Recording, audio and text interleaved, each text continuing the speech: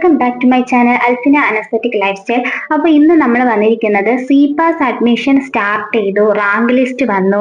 അത് കഴിഞ്ഞ് നമ്മൾ പറഞ്ഞൊരു കാര്യമായിരുന്നു അഡ്മിഷന് വേണ്ടിയിട്ട് നിങ്ങൾക്കൊരു ഇന്റർവ്യൂ അല്ലെങ്കിൽ ഒരു കൗൺസിലിംഗ് നടത്തും എന്നുള്ളത്. നിങ്ങളുടെ ഇമെയിലിലായിരിക്കും അത് വരും എന്നുള്ളത്. അപ്പോൾ അതിന്റെ മെമ്മോ പല കുട്ടികൾക്കും കിട്ടിയിട്ടുണ്ട്. അപ്പോൾ നിങ്ങൾ CPASന്റെ സൈറ്റിലേക്ക് ലോഗിൻ ചെയ്ത് കയറുക. എല്ലാവർക്കും ലോഗിൻ ചെയ്യാൻ അറിയാമെന്ന് വിശ്വസിക്കുന്നു. അപ്പോൾ നമുക്ക് ആദ്യം ലോഗിൻ ചെയ്യാൻ ബുദ്ധിമുട്ടായിരിക്കും. അപ്പോൾ നിങ്ങൾ മുകളിലേക്ക് പോയതിനു ശേഷം അവിടെ ക്ലിക്ക് ഹിയർ ടു ലോഗിൻ എന്ന് പറഞ്ഞിട്ടുണ്ടാവും. അതിനകത്ത് കയറി നിങ്ങൾക്ക് ലോഗിൻ ചെയ്ത് കഴിഞ്ഞാൽ നിങ്ങളുടെ പാസ്വേഡ്, ഇമെയിൽ ID, ക്യാപ്ച ഇതെല്ലാം കൊടുത്തു കഴിഞ്ഞ് നിങ്ങൾക്ക് ലോഗിൻ ചെയ്യാവുന്നതാണ്. ഇനി ഏതെങ്കിലും കുട്ടികൾക്ക് ക്യാപ്ച കറക്റ്റായിട്ട് കിട്ടുന്നില്ല എന്നുണ്ടെങ്കിൽ നിങ്ങൾക്ക് ക്യാപ്ച റീസെറ്റ് ചെയ്യാൻ വേണ്ടിയിട്ടും അവസരമുള്ളതാണ്. അതിനുശേഷം ഏതെങ്കിലും കുട്ടികൾ പാസ്വേഡ് അറിയാത്ത കുട്ടികളുണ്ട് എന്നുണ്ടെങ്കിൽ നിങ്ങൾക്ക് ഫോർഗോട്ട് പാസ്വേഡ് കൊടുത്തതിന് ശേഷം നിങ്ങളുടെ മെയിൽ ID യൂസ് ചെയ്ത് നിങ്ങൾക്ക് പാസ്വേഡ് റീസെറ്റ് ചെയ്യാനുള്ള ഓപ്ഷനും അവൈലബിൾ ആണ്. ഇങ്ങനെ നിങ്ങൾ പ്രൊഫൈൽ ഓപ്പൺ ചെയ്ത് കഴിഞ്ഞാൽ നിങ്ങൾക്ക് നിങ്ങളുടെ റാങ്ക് ലിസ്റ്റ് കാണാൻ സാധിക്കുന്നതാണ്. അപ്പോൾ റാങ്ക് ലിസ്റ്റിൽ നിങ്ങൾക്ക് റിസർവേഷൻ റാങ്ക്, അതായത് കാറ്റഗറി ബേസ്ഡ് ആയിട്ടുള്ള റാങ്കും സ്റ്റേറ്റ് മെറിറ്റ് റാങ്കും നിങ്ങൾക്ക് രണ്ടായിട്ട് കാണിക്കുന്നതാണ്. ഇതിൽ വരുന്നത് പാരാമെഡിക്കൽ കോഴ്സസും വരുന്നുണ്ട്, അതോടൊപ്പം നഴ്സിംഗ് കോഴ്സസും വരുന്നുണ്ട്. അപ്പോൾ നിങ്ങൾക്ക് ഓൾറെഡി നിങ്ങൾ ആപ്ലിക്കേഷന് വേണ്ടിയിട്ട് കൊടുത്ത ഇമെയിൽ IDയിലേക്ക് CPASന്റെ മെയിലിൽ നിന്നും നിങ്ങൾക്ക് ഒരു മെമ്മോ അയച്ചു തരുന്നതായിരിക്കും. ആ മെമ്മോ നിങ്ങൾ ഡൗൺലോഡ് ചെയ്ത് പ്രിന്റ് എടുത്ത് വെക്കുക. അതിൽ നിങ്ങൾ എവിടെയാണ് ഇന്റർവ്യൂവിന് പോകേണ്ടതെന്നും നിങ്ങൾക്ക് ഏത് കോഴ്സിന് വേണ്ടിയാണ് ഇന്റർവ്യൂവിന് വിളിച്ചതെന്നും ഏതൊക്കെ ഡോക്യുമെന്റ്സ് ആണ് നിങ്ങൾ അതിനു വേണ്ടി കൊണ്ടുപോകേണ്ടത് എന്നുള്ളതുമെല്ലാം കറക്റ്റ് ആയിട്ട് മെമ്മോയിൽ കൊടുത്തിട്ടുണ്ടാവും. അത് കറക്റ്റ് ആയിട്ട് വായിച്ച് മനസ്സിലാക്കി നിങ്ങൾ ആപ്ലിക്കേഷൻ സമയത്ത് എന്തൊക്കെ ഡോക്യുമെന്റ്സ് കൊടുത്തിട്ടുണ്ടോ ആ ഡോക്യുമെന്റ്സ് എല്ലാം ആയിട്ട് വേണം നിങ്ങൾ ഇന്റർവ്യൂവിന് അല്ലെങ്കിൽ കൗൺസിലിങ്ങിന് വേണ്ടിയിട്ട് പോകേണ്ടത്. ഇന്റർവ്യൂ എന്ന് പറയുമ്പോൾ നിങ്ങൾ +2 +1 പഠിച്ച കാര്യങ്ങൾ നിങ്ങൾക്ക് ക്വസ്റ്റ്യൻസ് ആയിട്ട് ചോദിക്കുന്നതോ അങ്ങനെയൊന്നുമല്ല. നിങ്ങളുടെ ഡോക്യുമെന്റ്സിനെ വെരിഫൈ ചെയ്യുകയാണ് ഇവിടെ ചെയ്യുന്നത്.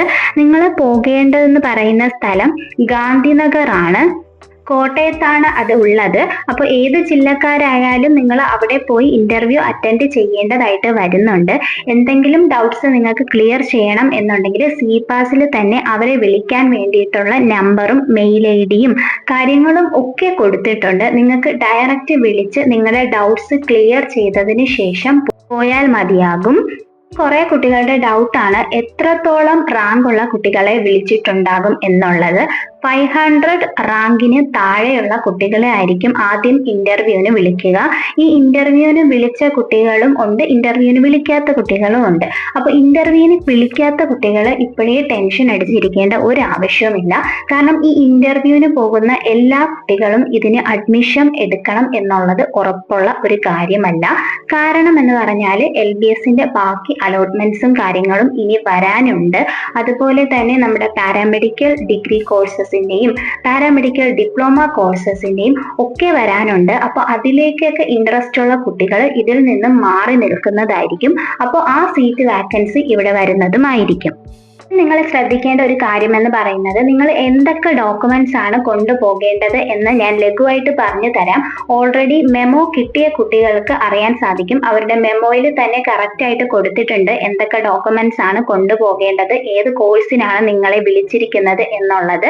അപ്പോൾ നോർമലി ആയിട്ട് പറയുവാണെങ്കിൽ നിങ്ങളുടെ ഒരു 2-3 ഫോട്ടോ, പാസ്പോർട്ട് സൈസ് ഫോട്ടോ, അതുപോലെ റിസർവേഷൻ കാറ്റഗറിയിലുള്ള കുട്ടികളാണ് എന്നുണ്ടെങ്കിൽ നിങ്ങളുടെ റിസർവേഷൻ തെളിയിക്കുന്ന രീതിയിലുള്ള കാസ്റ്റ് സർട്ടിഫിക്കറ്റ്, കമ്മ്യൂണിറ്റി സർട്ടിഫിക്കറ്റ്, ഇനി ഇന്റർകാസ്റ്റ് മാരേജ് സർട്ടിഫിക്കറ്റ് ഉണ്ടെങ്കിൽ അങ്ങനെയുള്ള സർട്ടിഫിക്കറ്റ്, അതുപോലെ തന്നെ നിങ്ങളുടെ നോർമലി ഉള്ള നിങ്ങളുടെ ബാക്കി എല്ലാ രീതിയിലുമുള്ള ഡോക്യുമെന്റ്സ്, നിങ്ങൾ ആപ്ലിക്കേഷന് വേണ്ടി എന്തെല്ലാം ഡോക്യുമെന്റ്സ് കൊടുത്തിട്ടുണ്ടോ ആ ഡോക്യുമെന്റ്സ് മുഴുവനും നിങ്ങൾ ഈ ഇന്റർവ്യൂവിന് പോകുമ്പോൾ കൊണ്ടുപോകേണ്ടതാണ്. അതുപോലെ തന്നെ നിങ്ങളുടെ ആധാർ കാർഡിന്റെ 2 കോപ്പി, TC, അങ്ങനെയുള്ള എല്ലാ കാര്യങ്ങളും കൊണ്ടുപോകണം കേട്ടോ. TC ഒക്കെ നിങ്ങൾ കൊണ്ടുപോകണം. TC എന്ന് പറയുമ്പോൾ കോളേജിൽ പഠിച്ച സ്റ്റുഡൻസ് ആണ് എന്നുണ്ടെങ്കിൽ കോളേജിലെ TC കൊണ്ടുപോകാം. അതുപോലെ സ്കൂളിലെ TC ആണ് എന്നുണ്ടെങ്കിൽ സ്കൂളിൽ നിന്നുള്ള TCയും നിങ്ങൾക്ക് കൊണ്ടുപോകാവുന്നതാണ്. അവിടെ ചെന്നതിന് ശേഷം പോയ കുട്ടികളുടെ നെയിം അവിടെ രജിസ്റ്റർ ചെയ്യണം. അതിനുശേഷം നിങ്ങളുടെ റാങ്ക് അനുസരിച്ചായിരിക്കും നിങ്ങളെ കൗൺസിലിങ്ങിന് വേണ്ടിയിട്ടും ഇന്റർവ്യൂവിന് വേണ്ടിയിട്ടും അവിടേക്ക് വിളിക്കുന്നുണ്ടാവുക. അപ്പോൾ SC ST OEC fisherman category സ്റ്റുഡൻസിനുള്ള ഫീയും കാര്യങ്ങളൊക്കെ കഴിഞ്ഞ ഒരു CPAS വീഡിയോയിൽ നമ്മൾ പറഞ്ഞിട്ടുണ്ടായിരുന്നു. എന്നാലും ലഘുവായിട്ട് ഒന്ന് പറഞ്ഞു തരാം. 1000 rupees ആണ് ഇവർക്ക് ടോക്കൺ ഫീ ആയിട്ട് വരുന്നത്. അതോടൊപ്പം 10,000 rupees കോഷൻ ഡിപ്പോസിറ്റ് ആയിട്ടും വരുന്നതാണ്. നിങ്ങൾക്ക് CPASൽ അഡ്മിഷൻ കിട്ടിയാൽ അവർ പറയുന്ന സമയത്തിൽ തന്നെ നിങ്ങൾ ഈ ഫീസ് അടച്ച് അഡ്മിഷൻ എടുക്കേണ്ടതാണ്. അതുപോലെ ഈ കാറ്റഗറിയിലുള്ള students caste certificate, community certificate, income certificate, നിങ്ങളുടെ റിസർവേഷൻ തെളിയിക്കുന്ന സർട്ടിഫിക്കറ്റ്, എന്തൊക്കെ സർട്ടിഫിക്കറ്റ് ആണോ നിങ്ങൾ ഇതിന് വേണ്ടിയിട്ട് അപ്ലിക്കേഷന് വേണ്ടിയിട്ട് കൊടുത്തിട്ടുള്ളത് അതെല്ലാം കൊണ്ടുവേണം നിങ്ങൾ പോകാനായിട്ട്. അടുത്ത കാറ്റഗറിയാണ് ജനറൽ ആൻഡ് SEBC കാറ്റഗറി എന്ന് പറയുന്നത്. SEBCയുടെ തന്നെ എല്ലാ കാറ്റഗറിയും വരുന്നുണ്ട്. അപ്പോൾ അവർക്ക് വരുന്ന ടോക്കൺ ഫീ 25,000 ആണ്. അതുപോലെ ഫസ്റ്റ് ഇയറിലെ ഫീസ് എന്ന് പറയുന്നത് 86,500 rupees ആണ് വരുന്നത്. കോഷൻ ഡിപ്പോസിറ്റ് ആയിട്ട് 10,000 rupees വരും. കോഷൻ ഡിപ്പോസിറ്റ് 2 കാറ്റഗറിയിൽ, ഏത് കാറ്റഗറിയിലായാലും നിങ്ങളുടെ പഠനം കഴിഞ്ഞതിന് ശേഷം അത് തിരിച്ചു കിട്ടുന്നതായിരിക്കും. അപ്പോൾ നിങ്ങൾ കൊണ്ടുപോകുമ്പോൾ ATM കാർഡ് കൂടി കൊണ്ടുപോകാൻ വേണ്ടി ശ്രദ്ധിക്കുക. കാരണം ക്യാഷ് നിങ്ങൾ അഡ്മിഷൻ കിട്ടുവാണെങ്കിൽ അപ്പോൾ തന്നെ നിങ്ങൾക്ക് ടോക്കൺ ഫീ അടച്ച് നിങ്ങളുടെ സീറ്റ് സെക്യൂർ ചെയ്യേണ്ടി വരും. പിന്നെ ഏത് കോളേജ് ആണ് കിട്ടുന്നത് അതനുസരിച്ച് ആ കോളേജ് ബേസ് ചെയ്തിട്ട് ചില സമയത്ത് അവർ എന്താ പറയുന്നതെന്ന് പറഞ്ഞാൽ അഡ്മിഷൻ ആ ടൈമിൽ തന്നെ നിങ്ങൾ എടുക്കേണ്ടതായിട്ട് വരും. അതായത് ഫസ്റ്റ് ഇയറിലെ മുഴുവൻ ഫീസ് നിങ്ങൾ അടച്ച് നിങ്ങൾക്ക് അവിടെ അഡ്മിഷൻ എടുക്കേണ്ടതായിട്ട് വരുന്നതാണ്. അപ്പോൾ CPASൽ നിങ്ങൾക്ക് ഇഷ്ടപ്പെട്ട കോളേജ് ആണ് എന്ന് ഉറപ്പുണ്ടെങ്കിൽ മാത്രം നിങ്ങൾ ഈ ഇന്റർവ്യൂവിന് പോയാൽ മതി. ഇന്റർവ്യൂവിന് ജസ്റ്റ് പോയി കഴിഞ്ഞ് അവർ എടുത്തു കഴിഞ്ഞാൽ നിങ്ങൾക്ക് അഡ്മിഷൻ വേണ്ട എന്നുണ്ടെങ്കിൽ അതിൽ നിന്ന് നിങ്ങൾക്ക് മാറാം. പക്ഷെ ഫീസ് അടച്ചു കഴിഞ്ഞാൽ നിങ്ങൾക്ക് അതിൽ നിന്നും ഇറങ്ങണം എന്നുണ്ടെങ്കിൽ നിങ്ങൾ ഫുൾ ഫീ, അതായത് നിങ്ങൾക്ക് ഇപ്പൊ നഴ്സിംഗ് ആണ് കിട്ടിയത് എന്നുണ്ടെങ്കിൽ നിങ്ങളുടെ 4 വർഷത്തെ ഫീയും അടച്ചതിന് ശേഷം മാത്രമേ നിങ്ങൾക്ക് അതിൽ നിന്നും ഇറങ്ങാൻ വേണ്ടിയിട്ട് സാധിക്കുകയുള്ളൂ. ഫസ്റ്റ് ഇയറിലെ ഫീ ആണ് ഇങ്ങനെ വരുന്നത്. അതോടൊപ്പം സ്പെഷ്യൽ ഫീ വരുന്നുണ്ട്, ഹോസ്റ്റൽ ഫീ, മെസ് ഫീ, അങ്ങനെ ഒരുപാട് ഫീസ് വരുന്നുണ്ട്. നിങ്ങളുടെ ട്രാവലും കാര്യങ്ങളൊക്കെ അനുസരിച്ചുള്ള ഫീയും കാര്യങ്ങളും വരുന്നുണ്ട്. അത് കഴിഞ്ഞ് സെക്കൻഡ് ഇയർ ആകുമ്പോൾ 95,000 ആണ് വരുന്നുണ്ടാവുക. തേർഡ് ഇയർ ആകുമ്പോഴും അതുപോലെ തന്നെയാണ്. സ്പെഷ്യൽ ഫീസിനൊക്കെ റിഡക്ഷനും കാര്യങ്ങളൊക്കെ ആ ഒരു ടൈമിൽ ഉണ്ടായിരിക്കുന്നതാണ്. അത് ഓരോ കോളേജിലും നിങ്ങൾ കൗൺസിലിങ്ങിന് പോകുമ്പോൾ നിങ്ങൾക്ക് മനസ്സിലാക്കാൻ പറ്റുന്നതാണ് അവരുടെ ഫീസ് സ്ട്രക്ചറും കാര്യങ്ങളും ഒക്കെ. നമ്മൾ കുറെ കാര്യങ്ങൾ നിങ്ങൾക്ക് പറഞ്ഞു തരാണ് ചെയ്യുന്നത്. അപ്പൊ നിങ്ങൾക്ക് താല്പര്യമുണ്ട്, എനിക്ക് ഈ കോളേജിൽ ഈ കോഴ്സ് മതി എന്ന് ഉറപ്പുള്ള കുട്ടികൾ വേണം ഇന്റർവ്യൂവിന് പോയി അറ്റൻഡ് ചെയ്ത് അഡ്മിഷൻ എടുക്കാനായിട്ട്. നിങ്ങൾ ജസ്റ്റ് അവിടെ അഡ്മിഷൻ എടുത്ത് ജസ്റ്റ് ടോക്കൺ ഫീ അടച്ചതിന് ശേഷം തിരിച്ച് LBSലോട്ട് വരാം എന്ന് വിചാരിച്ചു കഴിഞ്ഞാൽ അവർ പറയുന്ന ടൈമിൽ നിങ്ങൾ കാശ് കൊടുത്ത് നിങ്ങൾ അഡ്മിഷൻ എടുക്കേണ്ടി വരും.